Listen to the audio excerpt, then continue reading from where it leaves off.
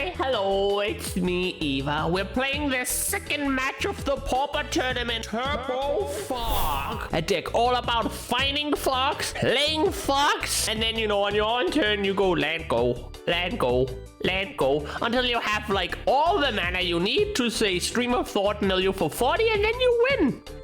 Last time I learned that I need Blue Elemental Blast in my sideboard and I need Radiant Fountain in my main board, and I have neither. So if you want to try this deck, my list is fine, but you might want to update the sideboard and you might want to find some Radiant Fountains. But today we just need to meet an opponent who has some creatures he attacks with, and then all these fogs will be really, really good, and I can't wait to see what we're up against. My hand, bunch of Simic Growth Chambers. You might think, wow, this is a really slow hand, but you know what? I have a Growth Spiral, and Growth Spiral with Simic Growth Chamber is really good, especially when you have mulligan to 6, because bouncing a land back to your hand is both card advantage and ensuring 6 land drops on this hand. So I'm keeping the 6 because I cannot imagine a 5 being better. Game 1, let's go! I'm playing against Christian, who's one of the premier Pauper players where I play. He always has all the decks, lends them out to everyone, and really helps the community grow. This also means he knows every deck, and he's a pretty good player too, I have to say. My turn 1 was a life gain land, my turn 2 was a Simic Growth Chamber. Meanwhile, my opponent is building up Tron and already played a Prophetic Prism. Seeing Tron, I'm not super confident. Tron doesn't usually smack down huge creatures and try to whack at you with them, at least not in Pauper. I think that's how it works in maybe other formats. But he plays a expedition map to find the final Tron land. He already has the mine and I think the power plant. Meanwhile, I'm on my game plan to ramp out these Simic Growth Chambers thanks to my Growth Spiral, and I'm just growthing a whole lot and gaining more and more life because I keep returning the life gain land to my hand and recasting it. Now that's not super useful in this match so far, I'm not being aggroed down, but gaining a little bit of life is never a problem, and my opponent isn't rushing, so I don't have any reason to rush either. However, on turn 4, my opponent has a simple Tron! Tron has 3 lands, a tower, a power plant, and a mine, each tap for 1 colorless, but if you have all 3 in the battlefield, 2 of them tap for 2 colorless and the last one for 3. This enables my opponent to play so many things in one turn, like an Energy Refractor that gives him colored mana, and then Mycelian Elder, which creates a 0/1 black wizard that says whenever you cast a non-creature spell, you deal 1 damage to your opponent. And this is just like with the Goddess Snipes. Now whenever my opponent casts an artifact or any spell that isn't a creature, I'll be taking 1 damage, which I can't prevent with my fogs. Meantime, I'm drawing even more cards with my frantic inventory, and I am hitting all my land drops. The one problem now is he has a Ghostly Flicker. This would make the Mycelian Elder re-enter the battlefield and create more wizards that deal damage, so I have to counter it with this Arcane Denial. I can't afford any more wizards coming onto the battlefield and having every spell deal 2 damage to me. The Tron deck makes a lot of mana and can cast a lot of spells, but its weakness is that it needs artifacts like Energy Refractor and Prophetic Prism to turn that colorless mana into colored mana. So my opponent can only do limited things, depending on how to turn the colorless mana into colored. It's my opponent's turn and he plays an expedition map. This triggers the wizard foremost, but secondly it can also go find another Tron land. And the Tron lands, even if you get a 4th, 5th, and all the way up to 12th, they still add even more mana. Meaning my opponent's mana is just going up so much faster than mine is. For my turn, I'll do the unthinkable and simply pass the turn back. My opponent plays a Mimic Wall, which allows him to get an instant or sorcery back from his graveyard to his hand. And I know this is a problem, because the Mimic Wall can get back the Ghostly Flicker. The Ghostly Flicker can then flicker the wall and something else and get infinite bonuses as long as you can keep recasting the Ghost Flicker. Because once you flicker the wall, it'll get the flicker back. And you can flicker wall, flicker wall, flicker wall, which we will see my opponent do here. His other target is the Mycelian Elder, which allows him to create even more of the wizards. Meaning now whenever he casts the flicker, I take 2 damage. And this will only increase with each flicker he casts. This is really bad news against my fog deck. Every fog in my deck is now meaningless. It cannot save me from this Mycelian combo flicker Tron thing. I will simply just have to take all the damage, and I have no way to stop it. My only hope is to find enough counter spells to make sure the Mnemonic Wall can't get any more flickers back from the graveyard, but even that is unlikely. Perhaps if I have a Buyuga Bug I can get into play at instant speed with a Growth Spiral, I can get rid of it. But for now I just have to dig, hoping I can find some sort of answer, and this Frantic Inventory will draw me 2 cards at the very least. And the next one will draw me 3 cards, so it's not like I don't have the cards to fight back, it's just that most of my deck are cards that don't do anything here.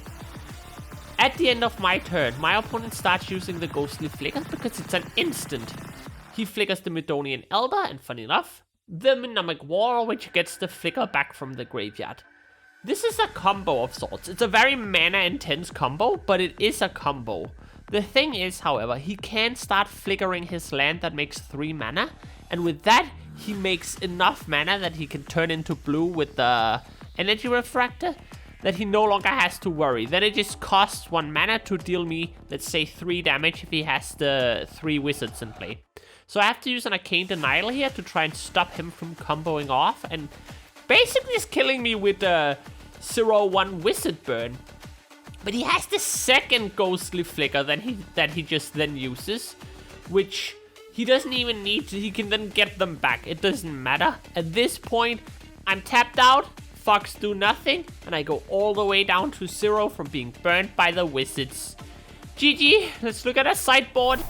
So this seems like a really bad match for me. It's entirely a Pinger's Burn deck. There is nothing that attacks me. All of my Fox do nothing. My sideboard will look something like this. I don't like Impulse, so it's out. I will take out 1 Tangle, 2 of my Moment's Peace, and all the regular Fox. Then I will also make a mistake and take out Weather the Storm. Weather the Storm is really good in this matchup because my opponent is essentially a Storm deck. So if I can play a Weather the Storm at the end of him casting 20 spells, I would gain so much life. In, however, goes all the counter spells, all the dispels, which counter instants. I definitely maybe should have thought about putting in more Murmuring Mystics, because my opponent won't expect me to suddenly build a huge board as well. Taking out less Weather the Storms, and instead of Deep Analysis, maybe bring in some Murmuring Mystics against my opponent to have a different game plan entirely. My opponent's sideboard is interesting. He takes out a bunch of one-offs and all his Weather the Storms and all his mass removal. Takes in a bunch of stuff that can mess with my hand. He takes in Red Elemental Blast. He also takes in Siege Smash. Okay. This hand is good. Having a Preordain in the opening hand is always great because it can just shape my hand into a much better hand. I like having Frantic Inventory early. What I need to find are counter spells. I want to make sure to disrupt my opponent's plan as much as possible. So my opponent went really fast last game. But Tron doesn't necessarily have all the Tron lands by turn 4 every time, so we're gonna have to hope that our opponent is slower than last time, and then we can find ways to disrupt him. I start off with a Preordain. It's a special Preordain that I won by being not even in the top 8 of my last Pauper event, big Pauper event. But it's still a really good card to play off. My opponent starts with I think that's a power plant, Ursa's power plant, so he still needs the tower and the mine. But he plays another power plant, and this is what I mean. He needs a tower, a power plant, and a mine to have all of Tron. And it seems like he doesn't even have the second one yet. So I can take my time, I play a Frantic Inventory, so I have one of those in my graveyard, I draw a card, and I find my 3rd land, play it tapped, gain a life. I feel good at this point. I don't have a need to keep up counter mana. There's no spell I want to counter that my opponent can play for just colorless mana. So I can foretell this Behold the Multiverse. It's down there beneath the screen, you can't see it. And then I can cast it on a later turn for just 2 mana. My opponent then reveals having the tower and then throws down a map, which means my opponent can go find a mine. So they will once again have Tron on turn 4. It's fine though. My opponent has no Prophetic Prisms, no Energy Reflectors, so all that colorless mana he has next turn, none of it can be turned into colored mana. So I'm still not in a rush to actually slow him down. I can take a little bit more time, find the counter spells, find what I need to disrupt his plan. It's still gonna be a tall order to get all the mana I need to mill him out. But hey, he does draw a lot of cards himself, so maybe it's not impossible. You know what? It's not impossible. My opponent realizes on his own he can't actually cast any spells even if he assembles Tron. he has to island cycle his Lorien reveal for a island mountain and play that one tap this turn. There's no point in having 7+ mana if you can't cast any spells with it, so he needs mana fixing. We're both kind of still just setting up. I play my Behold the Multiverse, scry 2, and draw 2. I can do almost everything at instant speed, so I just play a land, and then I just pass the turn. There's no real reason to do anything in my turn. My opponent's gonna be online, having all the Tron lands and a colored mana now, so I'd rather threaten any sort of disruption. There it is. Tron is online, and he finds a Prophetic Prism, which can fix his mana even further. It also draws a card. Prophetic Prism can turn one colorless mana into any color mana. And he finds another one, drawing another card. And then he finds an Energy Refractor, drawing another card. Where were all these cards the last turn? Well, now he has all the colored mana he could possibly need, and all the mana he could possibly need. And this is Kyrogen Relic. It draws a card when it enters, and when it leaves the battlefield, so it's really good to bounce it back to your hand and recast, as an example. And then my opponent plays an Impulse. That's 5 spells in one turn. That's a lot of spells in one turn and a lot of draws. My opponent must have a really good hand by now and a lot of mana. I just need to find a way to do something equally powerful. If only there was some card I could play that got buffed by my opponent playing all those spells. Yeah, Weather the Storm, here we go. My opponent played so many spells in a single turn. I don't think he cares about my life total. But I can Arcane Deny one of the copies of my Weather the Storm, go up to 36, and the countered one, I will draw for that. So I draw 3 cards in my upkeep, and then a card in my draw step, because I draw all the cards from my Arcane Denial. And now I'm full of gas as well. Not that sounded wrong. Not that kind of gas. I'm full of power. My hand is full of good spells. Now, I will need 2 Stream of Thoughts to mill my opponent out, most likely. And even if I play one right now, that would tap all my mana to just mill a few cards. So I need a lot more turns before I start playing those. So my problem now is actually I have too many cards in hand, and I can't really play any of them. So I can just play a tapped land that bounces a land back to my hand. That doesn't solve my hand size issues, but the good thing is I actually put Deep Analysis into my deck for some reason doing sideboarding, and discarding that isn't too bad. So I discard Moment Speed, it has Flashback, I probably won't need it. Deep Analysis, it has Flashback, it draws 2 cards, that's great, and then a Simic Growth Chamber, which probably should cast that to draw a card and play a land since I have one in hand. My opponent plays Murmuring Mystic, that's a terrifying card, I need to counter it. My opponent then makes a red mana and red elemental blasts me. I have a Dispel which counters an instant to counter that red elemental blast, and my opponent then has another red elemental blast to counter my Dispel. So that was all in all 4 counter spells, and we lose the first counter spell war. But it's fine, I took a lot of spells out of his hand that could make 1/1s with the Murmuring Mystic, and I still have Fox in my deck, so even if he makes some birds, I don't really care. 36 life, he needs a lot of birds and to swing into Fox many times. It's the Myrmidon Elder I'm really scared of, to be honest. It's my turn, I play a land. My hand is kind of empty after the counterspell war. I spent like 3 cards on that, so I need to play this Frantic Inventory, which lets me draw 2 cards, and then we are back up. We have everything we need again. I do consider whether I want to tutor for a land or if I want to draw more cards, but I decide that holding my counterspells open is too important in case he has one of the other one, the one that makes a wizard. Because the wizard, if I don't counter that, then that can kill me on its own. He attacks me for 2. He has a bird. It's down there off screen. You can't see it. And I take the 2. There's no reason to waste a moment's peace and just 2 damage at this point. My opponent plays an expedition map to find another land. Another difference between the Wizard Maker and Murmuring Mystic is Murmuring Mystic only triggers an instant sorcery, so all these artifacts being cast don't actually threaten me additionally in any way. It is still scary that he finds even more mana, because that means if he gets a Ghostly Flicker, he can really start casting a lot of spells. But instead he gets another Prophetic Prism, draws deeper, and he's playing a lot of spells. He really doesn't care about my Weather the Storms. Not that I have one. I have a Growth Spiral, draw a card, put a land into play.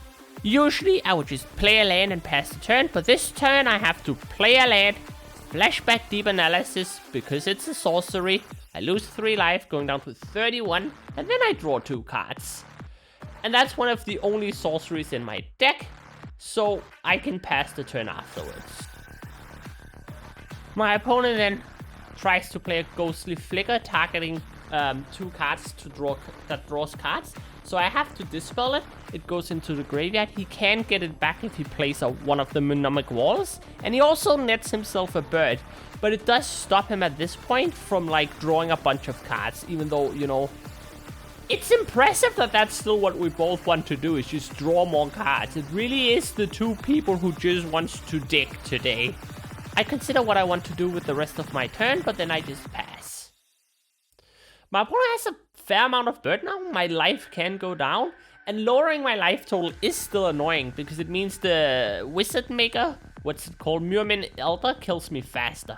My opponent plays a Buyuga Buck, which will exile my whole graveyard, and in it I have the Moments piece, so I have to decide whether I want to cast it. I decide it's not that important. I'm not going to really die to combat damage. And then he plays more draw spells and attacks me, and I go down to 28. I do the health bars first, and then I can read them while I do my voiceover afterwards, so I don't have to remember or do math. My opponent casts Mystical Teachings, which will allow him to find an instant from his deck and put it into his hands. I'm afraid of Ghostly Flicker, so I counter it, which is really a bonehead move because it has Flashback, so you can just cast it from the graveyard. Of all the things to counter, that was not it, especially because it also allows him to draw another 2 cards. So he immediately casts this from a graveyard, and I've made a mistake. He uses the Mystical Teachings to find another Mystical Teachings, because he has so much mana that that's actually card advantage, because he can cast that twice to find even more cards, because 1 card turns into 2. That means he has any amount of Ghostly Flickers, and I will need 2 counter spells for 2 Ghostly Flickers soon. So on my turn, I cast the Lorien Reveal because I have to find more counter spells, not to mention more lands. I find a Simic Growth Chamber, which is great, because it doesn't just secure my land drop for this turn, but also for the next turn. Both of us are just trying to like really build up to find what we need. My opponent sacrifices one of his Courage and Relics, which allows him to draw another card. He can choose to not put a stun counter on anything. It can put a stun counter on up to 1 tap creature when you do it. Since I have no creatures, he'll just choose no creatures. I still have to find 2 Stream of Thoughts to finish off my opponent, but he's getting low enough in cards in the library that I could probably finish him off if I draw them, but I have to constantly remind myself I need to win some sort of counterspell war in case he gets a Ghostly Flicker or Myrmidon Elder. He attacks with everything. I have a Tangle, so I don't have to think about those birds next turn either, which is really nice. I kept 2 of those in because I was afraid of a Murmuring Mystic.